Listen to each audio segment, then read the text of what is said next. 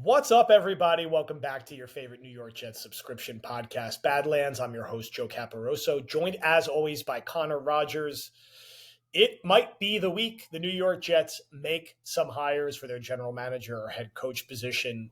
Nothing to beat around the bush. We're going to dive in, give our POV on all the latest rumors, predictions, chatter, the candidates who seem like they are in very serious contention.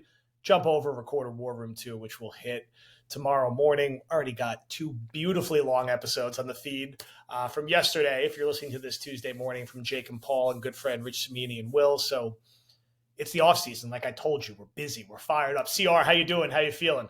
I'm good, man. The interviews are just going at a historic pace, it feels like right now. You almost wonder what's going on in these interviews. Because back in the day, and when I say back in the day, I haven't been in the industry long enough.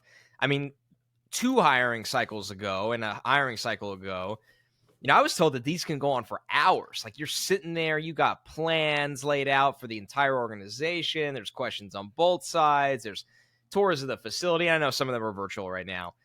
And there's just no possible way with the rate these interviews are going through that they are multiple hours. So it's like the Jets are speed dating right now. It's like that Simpsons gif where like Abe Simpson walks in, like takes a hat and like walks out in a circle, like just 27 times We're done in a row. here. And look, the Jets have gotten some criticism for the volume of interviews. They're not the only team interviewing a lot of people. And I get it. I see both sides of it. I have no problem with a thorough search. I think when you hire an outside party, their job is to queue up as many conversations as possible. So that's part of this process. So I don't think that's that surprising. Some of these names, you're like, are they doing this guy a favor? Is this a potential coordinator? Why the hell are they talking to this guy? I mean, there's definitely some of that. And I do think there's like paralysis by analysis to an extent. Right. But I do feel at this phase, so we're recording this Monday night, we're on Tuesday morning. Our best guess, and these are nothing but guesses, is that the Jets will probably make their general manager hire by like this weekend at some point. Whether that's official or unofficial, like word starts getting out, I think it will happen by this weekend. I think the head coach won't be too far behind. The rules are extremely convoluted when they can announce certain hires around people who are still in the playoffs. They're like a moving target that everyone up to Adam Schefter is confused by, so I don't feel bad being confused by them. So we'll see. But I think we'll get some form of an answer at GM at least before the Senior Bowl with a little bit of a cushion, because that's a good like line in the sand with an idea, them having an idea in their head of who they want to hire at head coach. But let's start with head coach and we'll close with GM. The way I think it's sitting right now that Vrabel's on the Patriots, hooray, McCarthy out in Dallas, so he's out and about, and that role's open. Still for the Jets, I feel like it's down to 4 names. And this is just an educated guess, not like any inside baseball. Aaron Glenn, who we know really wants the job. We know the Jets are taking him seriously. I think they'll talk to him multiple times. Brian Flores, who we've talked about a lot, very popular pick amongst the beat right now to get this job, with a caveat at GM, which we'll talk about in the back half of the episode. Josh McCown, Badlands favorite, maybe in the mix for an OC, could be in the mix for a head coach role, especially if and when he really gets in that room and gets to pitch himself. And the fourth one is a bit of a guess for me. We know Rex is out. I see no world they can hire Arthur Smith or Vance Joseph. Not that they ever should have, but if the divisional round or the wild card was certainly an exclamation on that. I feel like Matt Nagy is a serious candidate and will be a finalist if and when Borgonzi's in the mix, or even just beyond that, the fact that they want to talk to experienced coaches. And I don't want them to hire Nagy, but when you start to get into that bottom tier, like I'd much rather have him than Arthur Smith, Vance Joseph, than Rex Ryan. I think he's going to be a finalist for better or worse. Do you agree with those 4? And is there any other names that I'm writing off too early that could get this job?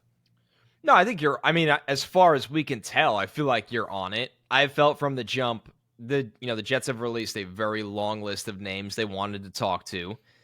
And it was kind of easy to filter out what was real and what was a conversation.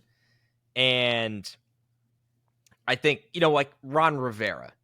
Ron Rivera wasn't somebody I viewed as a candidate for this job, despite getting an interview. Mike Loxley, the Maryland head coach. Like that's one where you kind of go like Darren Rizzi. Darren Rizzi. Right. Yes, exactly. That's the Jeff Ulbrich. Right. Exactly. Right on time. like those are names that you just don't take seriously as being head coach candidates for this job. And that's a large part because their recent, work is not what you would consider the pool that you hire from. So, but then, and even the Rex thing, I'm glad reality settled in, right? It felt like I think people just kind of ran with it. And we were even sitting there like, we know he's going to get in front of the room and Woody likes him and Tannenbaum likes him. But we also called it out before the interview even happened. Rex clearly has just been too far away from football where, like what's the staff? What are your connections? What changes have you kept up with in the league? Dog ate his homework, I feel like, before the interview. Right. It was truly, I can't show you my work. Just believe me. So, and then all at once, everybody's like, oh, this isn't happening.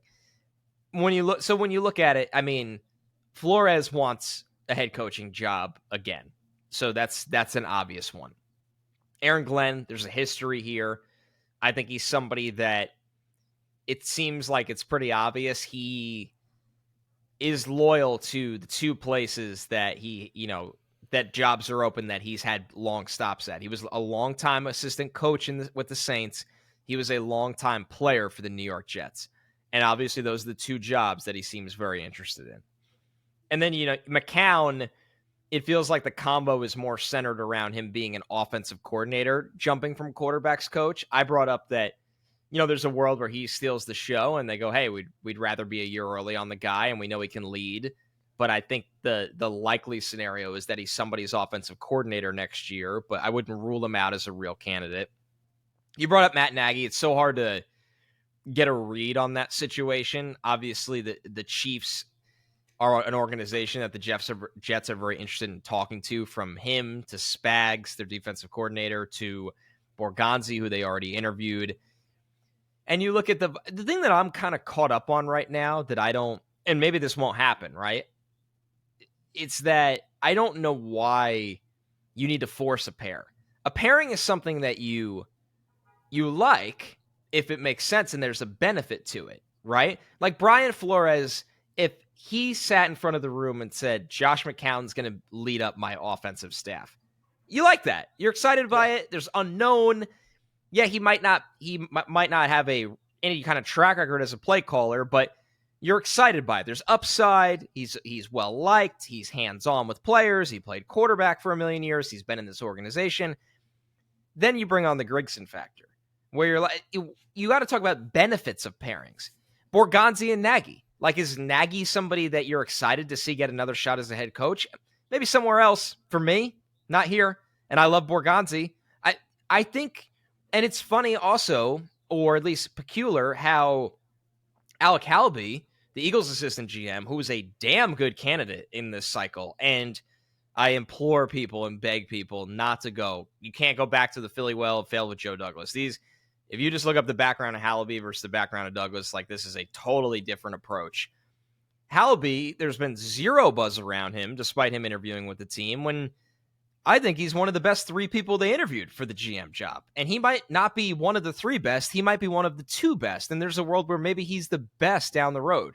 So being so tied up in the pairings is what has caught my eye. And what kind of honestly makes me intrigued by Aaron Glenn. The frustrating part with Aaron Glenn is we have no idea what the offensive staff looks like, where with Flores, It's easy to draw the McCown conclusions that makes you feel a little safer. I'm not saying McCown's locked to be great, but it's a hire you're interested in. So yeah, it does feel like for how big of a pool this is, if you apply logic and some rumors and whispers that we get and stuff, it is a little easy to at least narrow the field down to 25% of the entire pool?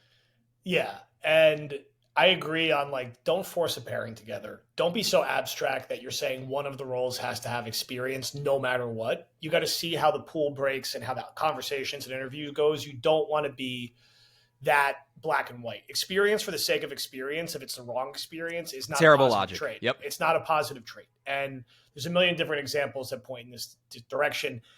Certain times, second time around head coaches have success. A lot of times they don't.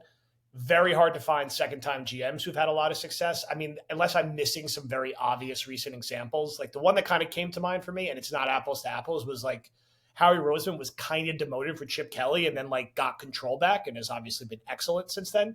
But it's very rare to just use experience as an absolute prerequisite. I'm not saying it's not a wise thing to sometimes consider, but you don't want to be so absolute in your search. And I think what you're seeing with this coaching search is something we've been talking about for a long time, kind of indirectly, but I think everyone's seeing it now. There's certain offensive names that we're never going to interview here. We've been saying for a long time, Tom Monken was never going to interview here. It was never going to happen. The Jets He already did. They burned that bridge in 2019.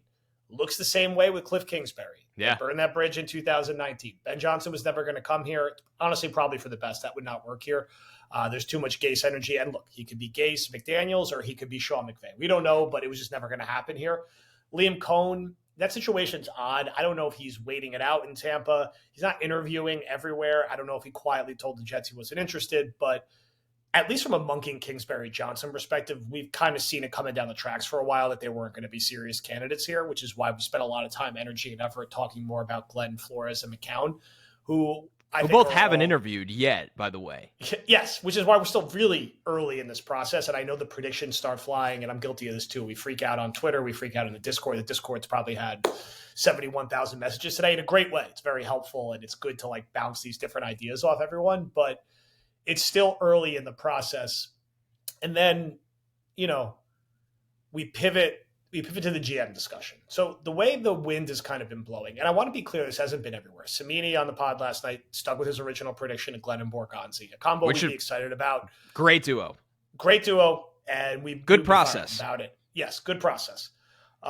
Like the upside of both those guys, and we could talk ad nauseum if and when they get hired about why, but we've talked about them a lot, and I think if you listen to this show, you know why we like the potential of them both. Now, the popular sentiment right now from our friends on the beat, inclusive of Zach, obviously, who's part of all this at Badlands, is that the seeming frontrunner, or not frontrunner, but the popular prediction right now is Flores and Grigson with McCown as the OC. So Flores as the head coach and McCown as the OC is something that I think we're pretty damn excited about. We've been talking about that combo for a while, along with potentially trading for J.J. McCarthy or McCown finding a way to get Darnold to come back here. More so about McCarthy, more realistic, if either of them are realistic. Now, Grigson is getting a viscerally negative reaction from the fan base. And I think we've done this with Gase. We've done this with other hires in the past. We give our opinion. We try to be open-minded and give both sides. If the Jets hire Ryan Grigson, I will be rooting every day for the Jets and for him to be the best general manager in Jets history. Like when I was critical of Joe Douglas, I was rooting for him to prove me wrong, hold up a Super Bowl trophy, and be like, F you, Badlands, you were wrong all along. Literally nothing would make me happier than that. I am a Jet fan first more than anything else. When I look at what their options are, one, if Flores is adamant he has to have a certain GM,